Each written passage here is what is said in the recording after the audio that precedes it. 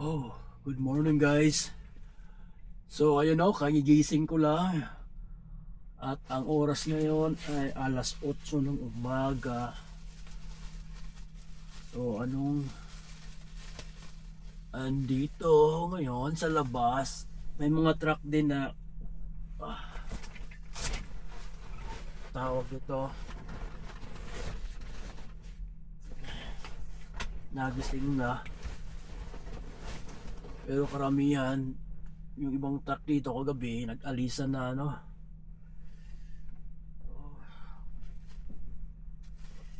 Ayun, ano muna. Ligpit sa gamit. Grabe, katugnaw. Katugnaw kay Brad.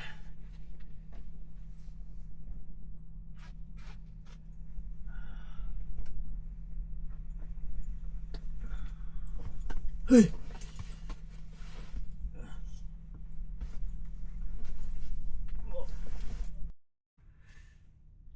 So, yun guys, nakapag-bis na ako.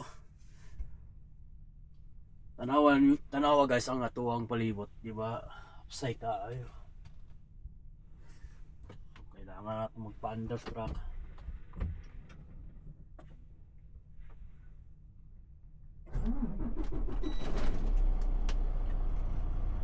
So napadeta diri sa unahan lang sa sa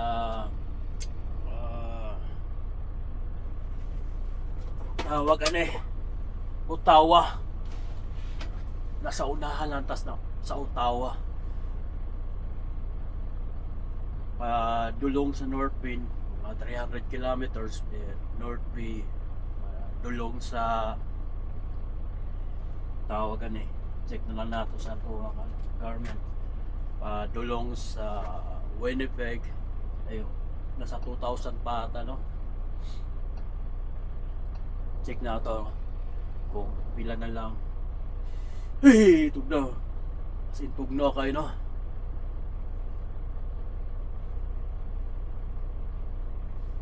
Gumugawas ko ron para i-check ang trailer, and then Please drive to highlighted bridge. hindi ako guys para i-check na to ang lights o ang tire o ang ligid wa flat.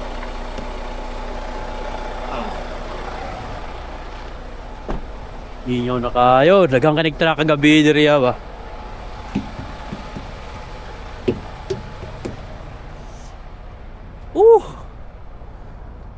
Ganda ng paligid guys.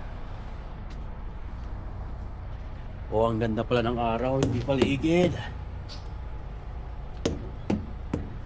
Okay. So kailangan na itong check the download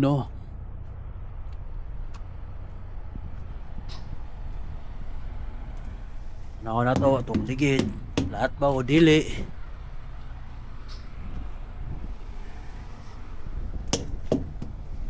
Ayos naman.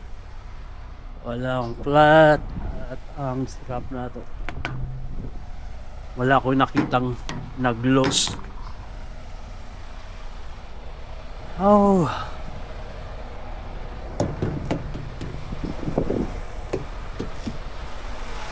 good. Walang flat. Ayos tanan.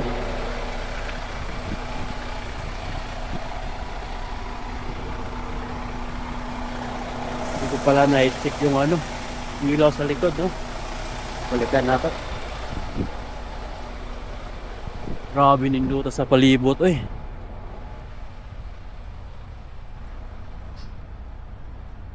nindot yung adlaw ba. Caravan. Mga driver tulog pa siguro ng banan check na tong light, brake. Yan ang brake. Yan sa signal. Yan, ayos. All good. Lord, thank you Lord sa panibagong adlaw na imuhang gihatag karon. Gabayan mo ako Lord sa biyahe ko pa dulong Winnipeg, Manitoba. Lord, salamat sa blessings na imuhang gihatag nako. So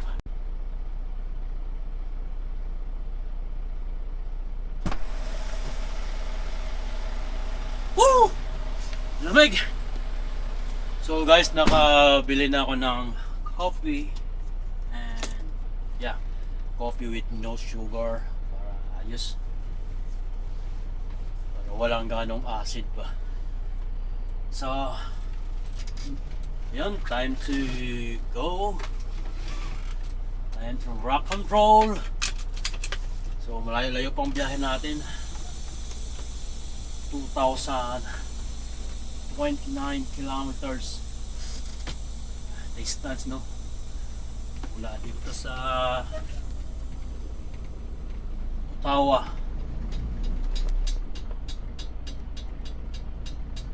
And bless Lord.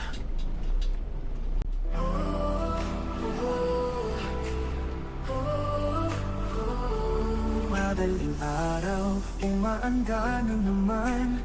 Truck sa daan pero puso ko'y naiwan. Katagal ko nang wala sa tahanan. Boses ng anak ko di ko na matandaan. Kapit at muli-muli, kasabay ng pagod. Karga ng pangarap kahit basa ng lungkot. Tinitiis ang init, wala naggabi. Para lang may maipadala kahit kaunti. Walang kasiguraduhan kung makakauwi ng buo. Pero sa bawat arangkada, pangarap ko'y buo pa rin, no? Ako'y isang Pinoy sa droga. Sa kalsada, ako'y manigma. Pasan ko man ang bigat ng mundo, hindi ako susuko. Ko'y para sa pangarap ko. Luha ko'y tinitiis at pinapadala sa hangin. Ngunit puso ko'y di matitinag dahil kahit anong Busy road, busy road. pangarap ko'y di ko bibitawan kahit kailan. Naaalala ko pa ang yakap ng anak at asawa. So yung highway, and then ayun, oh, try kong paliparin yung aking drone dito kasi may lake dito sa likod. Papaliparin natin, papakita ko sa inyo yung ganda ng view dito. And then sa unahan din may mga ano doon, lake. Papaliparin din natin ng drone para makita nyo kung gaano kaganda yung mga lakes dito sa Ontario. So ayun guys, no, at merong traffic dito. Hindi ko alam kung ano ang nangyayari, but ayan, kung nakikita nyo sa harapan, may nakatayo na lalaki at may nahawakan siyang sign na stop. Tingnan mo naman yung suot niya guys, napakalamig na kasi dyan. Malamig na yung panahon, kaya kailangan magsuot siya ng para pang lamig na damit, no?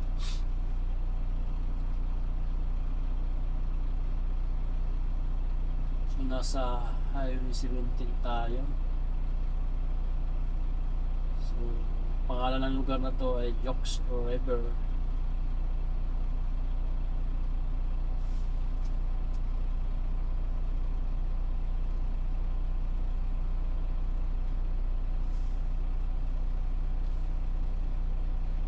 Papunta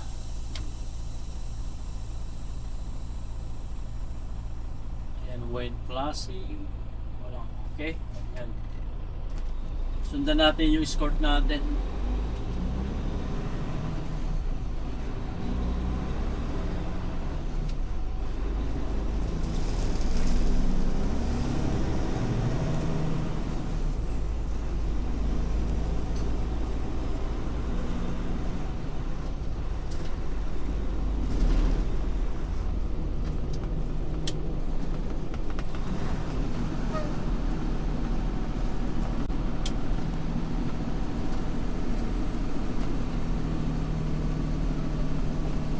sasakyan mabagal.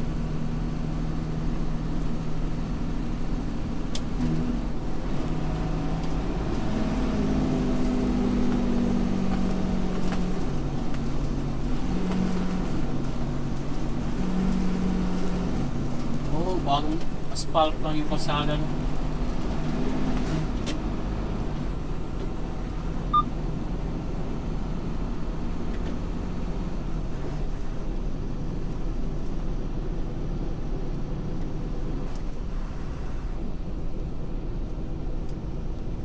Kaka-espalto lang ng kalsada.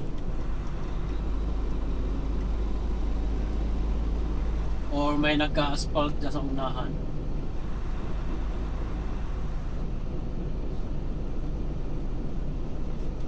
Ayan guys, nakikita nyo, yan ang rails ng train.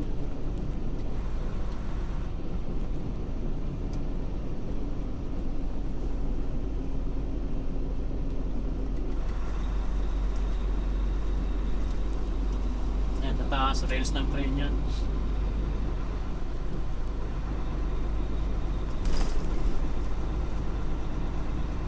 Ganda ng view.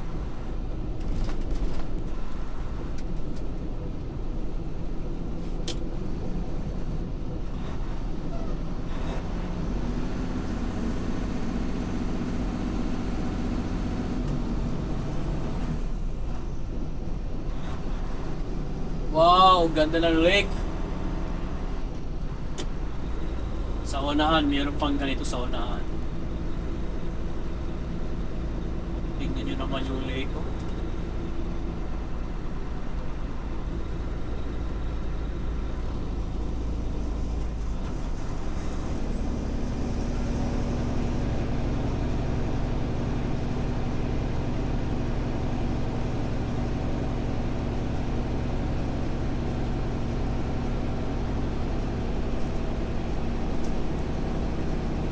Kapang tuloy.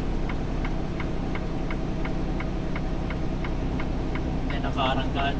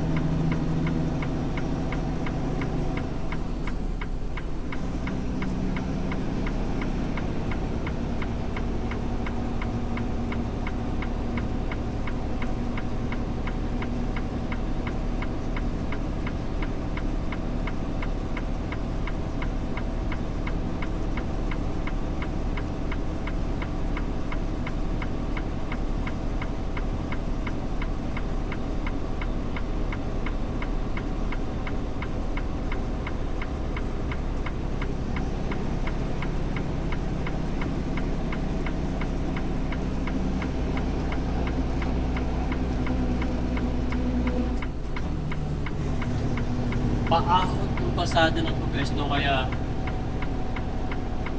gumagawa pang truck, no? Napakatarik nito. So dapat sana doon pa si Baba mabilis yung takbo para yung arangkada tuloy-tuloy.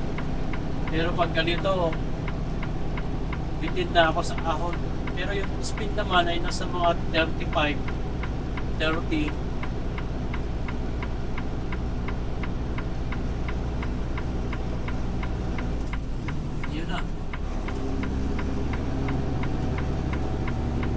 So, ang ginagawa pala nito ay nilalagyan ito ng ano, yung parang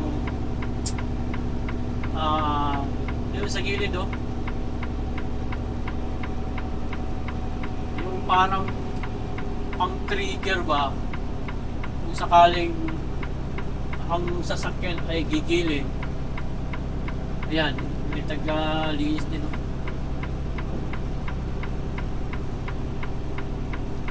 Diba, pag gumilid ka at ito'y ano, tawag nito yung parang butas-butas siya, no? Pag dumaan yung gulong doon, pag-iinga yung truck at magigising ka dahil na nasa gilid ka na.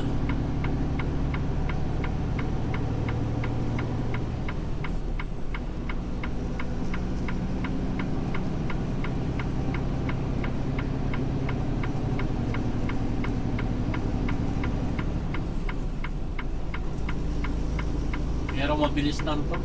Pag nagtrabaho itong mga Canadian at American, napakabilis. Mabilis ang trabaho.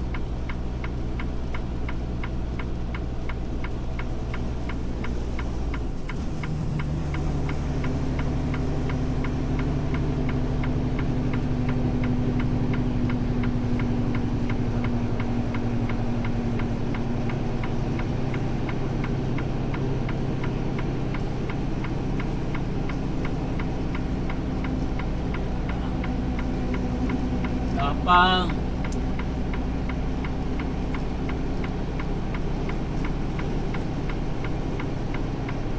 Ang ganda ng pagkagawa ng spalto nila.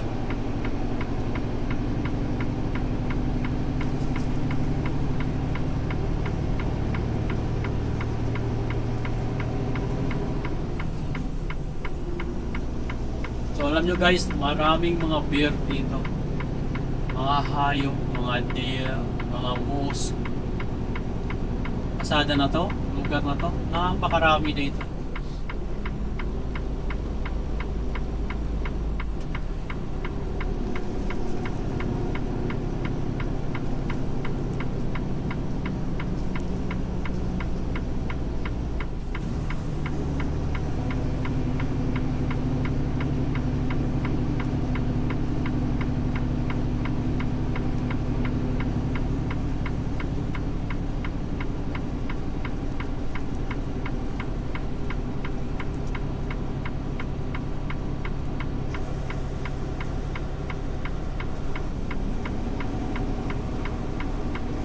Ayun, umilid na yung ating escort. At siya naman yung mag-guide dito. Yung pabalik sa akin dinaanan.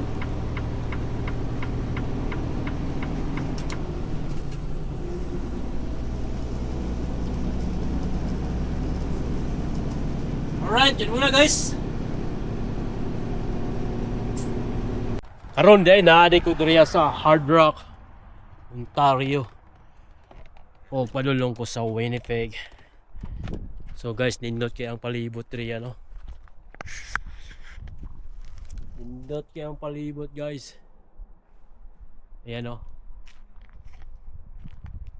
Kung makita ninyo ang palibot, na mga hayop diriya no, na mga bear, mga deer. Tapos nakanindot na ilik dyan no. Natuwa ng adtuo ng lake dyan. Try na ako magpalupad og drone niya. So upside kay Brad.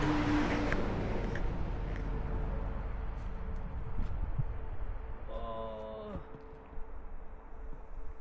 Upside kayo.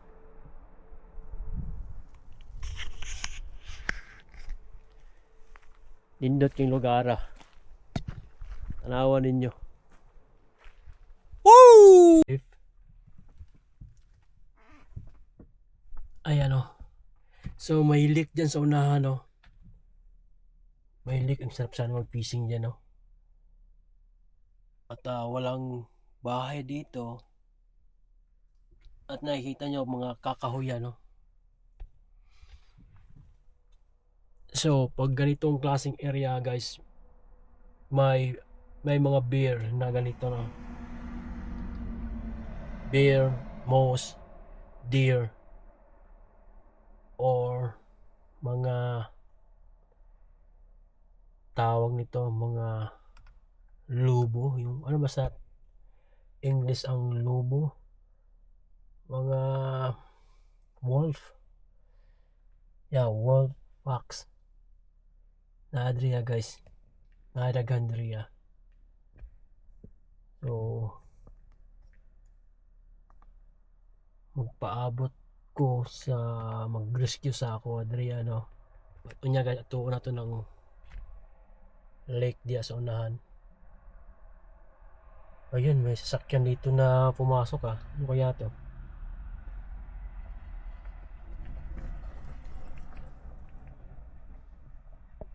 Guys, may sasakyan oh. Ano kaya yan? Sino kaya yan? Kaya siya pumasok dito.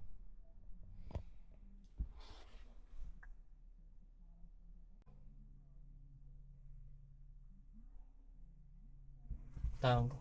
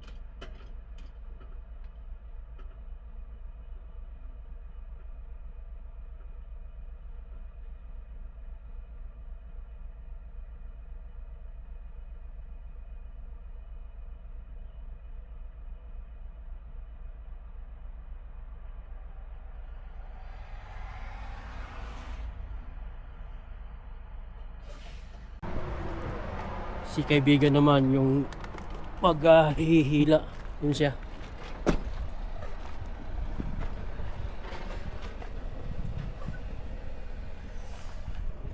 So, ayan oh.